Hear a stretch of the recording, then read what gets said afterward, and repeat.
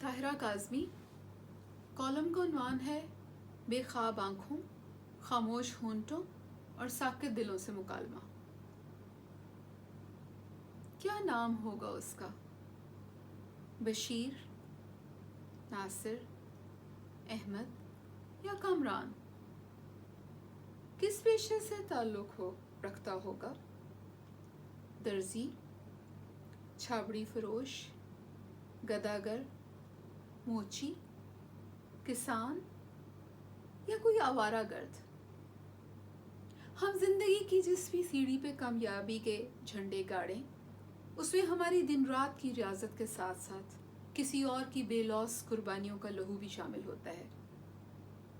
न जाने ये ख्याल दरे दिल से उस वक्त ही क्यों टकराता है जब ऑपरेशन थिएटर में तेज रोशनी के नीचे मुंह पे नकाब पहने, आंखों की पुतलियों को साकित किए, हाथ में तेज धार निश्चर थामे हम किसी के बदन को चीर देते हैं। खून का फवारा बुलंद होता है और फिर परत से परत अलहदा होती चली जाती है। जीते जागते इंसान के जिस्म से खेलने की ये बेखौफी, निडरपन और एतमाद एक आध दिन की बात नहीं, रुबा सदी का किस्सा है। और इसकी नींव उस दिन रखी गई थी जब हम मेडिकल कॉलेज में दाखिल हुए। कॉलेज में दूसरा तीसरा दिन था कि हदायत मिली कि एनाटमी डिपार्टमेंट की तरफ से बुलावा है और एक हॉल में इकट्ठे होना है। दाखिल होने से पहले कुछ अंदाजा नहीं था कि क्या मंजर सामने होगा। कादादम खिड़कियों से सुनहरी धूप छन छन के एक वसी और अरीज हॉल में फैलती थी और कुछ संभलाए हुए चेहरों पर उजाला बखेरती थी। हॉल में मौत सी खामोशी फैल रही थी। कुछ मुलाजिम बेतासुर चेहरों से इधर उधर घूम रहे थे। हॉल में 20 मेजें बिछी थीं और वो वहां थे, उन मेजों पे दराज, बेचैनी से मुंतजर। उन सब चुलबुली नौजवान कहके लगाती, ऊंची आवाज में बातें करती, अपने आप पे नाजा लड़कियों के चेहरों से जिंदगी के एक नए सफर के आगाज की मुसरत छलकती थी। और मुकाबले में जीत के मेडिकल कॉलेज में दाखिल होने का गुरूर सबके चेहरों से आया था। वो साकित और जामिद थे, अपनी खामोशी में गुम, बिछड़ जाने वालों का गम, गुमनामी की उदासी और बेनाम रहने की तलखी चेहरे से झलकती थी। वो यहाँ अपनी मर्जी से नहीं आए थे। अपने प्यारों के तवील इंतजार के बाद मायूसी ज़्यादा राह बनी थी और मुंदी हुई आंखों में उम्मीद की ज्योत बुझ गई थी। उन्होंने किस्मत के फेर के आगे हथियार डाल दिए थे। न 2 गज जमीन नसीब में थी और न ही किसी दर्दनाक तहरीर के साथ फलां इब्ने फलां वाला कतबा मुकद्दर में था। उनका अंजाम तो इन चुलबुली, शोख, बेनियाज और अनजान लड़कियों के हाथ में दिया जा चुका था। खामोश लब और बेनूर आंखें, साकित चेहरे हमारी राह तकते थे। लेक्चरर की आवाज हॉल में गूंज रही थी। हर मुर्दा बुनियादी तौर पर 4 हिस्सों में तकसीम किया जाएगा: सर और गर्दन, बाजू और हाथ, छाती और पेट, टांग और पांव। हर हिस्सा 4 लोगों को अलॉट किया जाएगा। आपने हर हिस्से को तफसीलन छीलना है, परत दर परत। हर तालिबा के पास अपने औजार होने चाहिए, जिनमें तेज चाकू, कैंची और पकड़ने वाले फोर्सेप्स शामिल हैं। छीलने का आगाज जिल्द उतारने से होगा। जिल्द उतारने के बाद चर्बी उतारी जाएगी। उसके नीचे जो वरीदें, शरियाने और मसल्स होंगे, उन सबको आहिस्ता आहिस्ता काटा जाएगा। वरीदें, शरियाने और आसाब कहाँ से शुरू होते हैं और कहाँ ख़त्म देखा जाएगा। हर मसल, हर शरियान और वरीद का एक नाम है। वो नाम किताब से साथ साथ पढ़ के याद करना है। जब मसल्स और बाकी सब कुछ कट जाएगा तो हड्डियां निकल आएंगी। जब मुख्तलिफ जोड़ों को काटा जाएगा तो ये जानने के लिए कि कौन सी हड्डी किससे मिलकर जोड़ बनाती है, जोड़ों के कटने के बाद निकल आने वाली हड्डियां आप लोगों के पढ़ने के काम आएंगी। जो लोग छाती, पेट और खोपड़ी काटेंगे, वो अंदरूनी अज़ा को किस्तों में बाहर निकालेंगे और सब अज़ा कैसे एक दूसरे से जुड़े होते हैं वो मुलाहिजा करेंगे। आज इस सेक्शन के बाद हम आपको पुराने मुर्दों से निकाली जाने वाली हड्डियां अलॉट करेंगे। वो आप घर ले जाके पढ़ सकेंगी। سیشن ختم ہونے کے بعد وہ ہڈیاں آپ کو واپس کرنی ہوں گی۔ زرد رنگت، باہر کو ابلتی پھٹی پھٹی آنکھیں، کانپتے ہونٹ، لرزتے ہوئے ہاتھ پاؤں، تیز سانسیں، بے ترتیب ہوتی دل کی دھڑکنیں اور ہوائیاں اڑتے چہرے۔ کیا یہ وہی شوخ چلبلی لڑکیاں تھیں جو کچھ دیر پہلے ڈسیکشن ہال میں داخل ہوئی تھیں؟ 20 میزیں اور ان پر لیٹی ہوئی 20 لاشیں، سوکھے ہوئے جسم، ہڈیوں پہ منڈی ہوئی جلد، سیاہی مائل رنگت، زمانے کے جبر و استبداد پہ نوحہ کنا، اور ہم ان کے سرہانے کھڑے، ہاتھ میں چاقو تھامے، سوچوں کے ہجوم میں گھرے، لاشوں کے انجام پہ دل گرفتہ، اپنے آپ کو تسلی دیتے کہ یہ سب ہمارے نصاب کا حصہ ہے۔ ہمیں اور ہماری دوست فرزانہ کو پہلی لاش میں بازو اور ہاتھ لوٹ ہوا۔ ہر مردے کا ایک نمبر تھا اور ہر دفعہ ہم نے اپنے مردے کو وہیں سے کاٹنا اور چھیلنا شروع کرنا تھا جہاں سے سلسلہ پچھلے دنوں میں منقطع ہوا ہوتا۔ ہم نے اپنے حصے میں آنے والے مردے کو بغور دیکھا۔ 40-45 کا سن، سر اور داڑھی کے چھدرے بال، کہیں سیاہی کہیں سفیدی، کمزور فاقہ زدہ جسم، مدقوق چہرہ اور لب ایک دوسرے میں پیوست۔ ہم نے سرہانے کھڑے ہو کے سرگوشی کی۔ کیا نام ہوگا تمہارا؟ بشیر، رضوان، یاسر، مختار یا احمد؟ کیا کام کرتے ہوگے تم؟ مزدور، ڈرائیور، ریڑھی بان، گداگر، نشئی یا کسی دفتر میں کلرک؟ کیسا گھر ہوگا تمہارا؟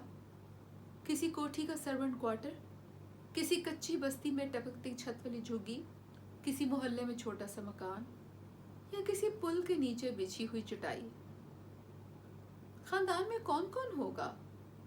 آنگن میں کھیلتے بچے، دروازے پہ کھڑی منتظر غمگسار رفیق حیات، بچپن کے ساتھی بہن بھائی، شام کو ڈھابے پہ بیٹھ کے چائے کی چسکیاں لیتے اور ہنس ہنس کے پاگل ہوتے دوست، مہربان چھتر چھایا سے ماں باپ، نہ معلوم ہوں گے یا شاید پہلے سے چل بسے ہوں۔ تمہاری موت کیسے واقع ہوئی ہوگی؟ سڑک پار کرتے ہوئے گاڑی سے ٹکرا کے، ویگن میں بیٹھے ہوئے ایکسیڈنٹ، کسی گلی میں ننگا بجلی کا کرنٹ، نشہ آور دواؤں کی زیادہ ڈوز، بارش میں کڑکتی بجلی، یا پھر زندگی کی مایوسیوں سے تھک ہار کے خودکشی۔ تم کسی ہسپتال میں لائے گئے ہوگے، بے یار و مددگار، بے کسی اور بے چارگی تمہارے چہرے پہ لکھی ہوگی، تمہاری سانسیں ڈوبتی ہوں گی، منتظر آنکھیں دروازے کی طرف دیکھتی ہوں گی کہ شاید کوئی آخری لمحات میں ہاتھ تھامنے کے لیے آن پہنچے۔ بے ترتیب دھڑکنوں میں بھلا تم کیا سوچتے ہوگے؟ یہ کیسا انت ہوا اس بے رحم دنیا میں؟ اپنے پیاروں کو ملے بنا دیکھے بنا رخصت ہو رہا ہوں، نہ جانے وہ کیسے جئیں گے۔ اماں کی دوا لانی تھی آج، اور گھر میں آٹا بھی تو ختم تھا، اور وہ پپو کی گیند اور رانی کی گڑیا، رات ہی تو وعدہ کیا تھا ان سے۔ او خدایا، کیسے جئیں گے وہ لوگ؟ نہ جانے جان بھی پائیں گے کہ نہیں کہ میں یوں ہی کسی سڑک پہ چلتے چلتے چل بسا۔ شناختی کارڈ تو ہے نہیں میری جیب میں، اور وہ نسرین مجھے نہ پا کے کیسے جلے پاؤں کی بلی کی طرح گھومے گی، کیسے ڈھونڈ پائے گی مجھے؟ یہی سوچتے سوچتے تم نے آخری ہچکی لی ہوگی اور نرس نے تمہارا چہرہ ڈھک دیا ہوگا۔ اس دن شام کو نسرین بار بار دروازے پہ جاتی ہوگی اور دل ہی دل میں فکر مند ہوتے ہوئے کہتی ہوگی، پہلے تو لوٹنے میں کبھی اتنی دیر نہیں کی۔ تمہاری ماں نسرین کو اپنے بستر سے آواز لگاتی ہوگی، کیا آیا نہیں ابھی تک؟ پپو اور رانی نسرین کا پلو کھینچتے ہوں گے، اماں ابا کب آئے گا؟ ہماری گیند اور گڑیا لائے گا نا؟ शाम से रात हो गई होगी, घर में शाम गरीबा सा सन्नाटा होगा। अम्मा की आहें और नसरीन की दबी दबी सिसकियां सुन के आसमान के तारे भी बदलियों में छुप जाते होंगे। अगली सुबह जैसी तारीख सुबह कोई नहीं होगी। तुम्हें कहाँ जाके ढूंढूं? नसरीन सोचती होगी। अस्पताल के मुर्दाखाने के फ्रीजर में तुम्हारी यकबस्ता लाश दिन गिनती होगी कि शायद कभी किसी दिन कोई तुम्हारा नाम पता पाले। अखबारात में गुमनाम लाश का ठप्पा तुम्हारे नाम और शनाख्त से बदल जाए। लेकिन गरीबों की बस्तियों में जिंदगी गुजारने वाले अखबार कहाँ पढ़ा करते हैं? कुछ भी तो ना हो सका। न तुम्हारी शनाख्त हो सकी, न नसरीन तुम्हें ढूंढ सकी, न अम्मा की बूढ़ी मुंतजिर आंखों का कर्ब खत्म हो सका, न पप्पू और गुड़िया के आंसू थम सके, न तुम्हें 2 गज जमीन मिल सकी, न उजला कफन नसीब हो सका, ना ही तुम फूलों के हार पहने लोगों के कंधों पर सवार अपनी अब्दी आरामगाह की तरफ जा सके। ए गुमनाम आदमी, ये सब तो ना हो सका, मगर वो हो गया जो तुमने कभी सोचा भी नहीं होगा। तुम अस्पताल के फ्रीजर में कुछ माह रहने के बाद मेडिकल कॉलेज के फ्रीजर तक आन पहुंचे। तुम्हें दवाइयों का गुस्ल दिया गया कि अज़ा गलने सड़ने से महफूज रहें, और अब तुम बरहना हालत में एक मेज पे दराज हो, जहां मुस्तकबिल की डॉक्टर तुम्हारा जिस्म इंच इंच खोल के देखेंगी। तुम्हारे साथ रोजाना 2 घंटे गुजारेंगी, तुम्हें आहिस्ता आहिस्ता छीलेंगी, इब्तिदा में उबकाइयाँ लेंगी, तुम्हारी बेबसी पे तरस खाते हुए आंख में आंसू भरेंगी। दिल भारी होगा, भूख प्यास उड़ जाएगी, हंसते लब खामोश हो जाएंगे। लेकिन कुछ ही दिनों में तुम एक मानूस अजनबी का रूप धार लोगे, एक ऐसा किरदार बन जाओगे जिस मशके सितम के लिए दरे दिल वाह किए बैठा है। फिर ये मामूल हो जाएगा कि ये लड़कियां तुम्हारे जिस्म को रेजा रेजा तो करेंगी, लेकिन साथ में बातें भी करेंगी, हंसेंगी, मुस्तकबिल के मंसूबे बनाएंगी। अनारकली और लिबर्टी से शॉपिंग, रीगल के दही भल्ले, चमन की आइसक्रीम खाने के प्रोग्राम सोचेंगी, और कभी कभी लेक्चरार की नज़र बचा के अपने चाय का मग छुपा के हॉल के अंदर ला के मज़े से चुस्कियां भरेंगी।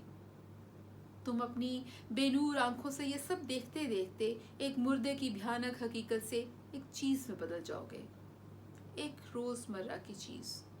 तुम्हारे जिस्म से जो कुछ भी उतरेगा वो मेज के नीचे रखी बाल्टी में डाल दिया जाएगा, और बाद में हर मेज की बाल्टी के सामान का मुंतजिर एक गड़ा होगा जो कॉलेज के वसी और अरीज ग्राउंड में कहीं खोदा जाएगा।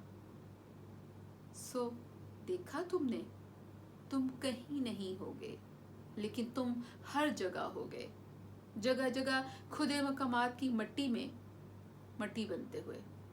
तुम्हारी खोपड़ी और तुम्हारे जिस्म की हड्डियां न जाने कितने हाथों में रहेंगी, तुम न जाने किस किस घर जाओगे, और शायद किसी घर में रानी किसी मुस्तकबिल की डॉक्टर के कमरे की झाड़ पोंछ करते हुए तुम्हारी खोपड़ी देख के सोचेगी, ये छोटी बीवी भी न जाने क्या कुछ ले आती हैं कॉलेज से, लेकिन मुझे इस खोपड़ी से खौफ क्यों नहीं आता? मेरा जी क्यों चाहता है कि मैं इस खोपड़ी को एक बोसा दे दूं और उसे हाथ में थाम के एक दफा गले से लगा के इतना रोऊं कि मेरे आंसू इस खुश्क भुरभुरी होती खोपड़ी को भिगो दें।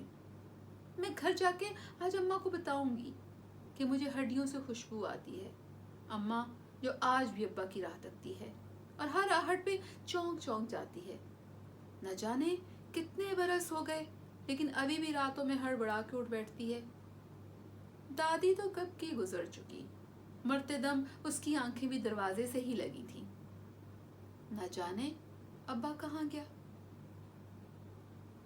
साहब, हमने इन मुर्दा लाशों के साथ 2 साल बिताए। जब भी एक मुर्दा रेजा रेजा होके खत्म हो जाता, एक नई मुर्दा लाश हमें अलॉट कर दी जाती, जिसका जिस्म अभी सूख के लकड़ी ना बना होता, जिसके होंठों के गोशों पे हल्की सी मुस्कान नजर आती। हम हर नई लाश पे अपना दिल मसोसते, लेकिन फिर कुछ ही दिनों में नई लाश पुरानी होके किस्सा पारीना बन जाती और हम आगे बढ़ जाते।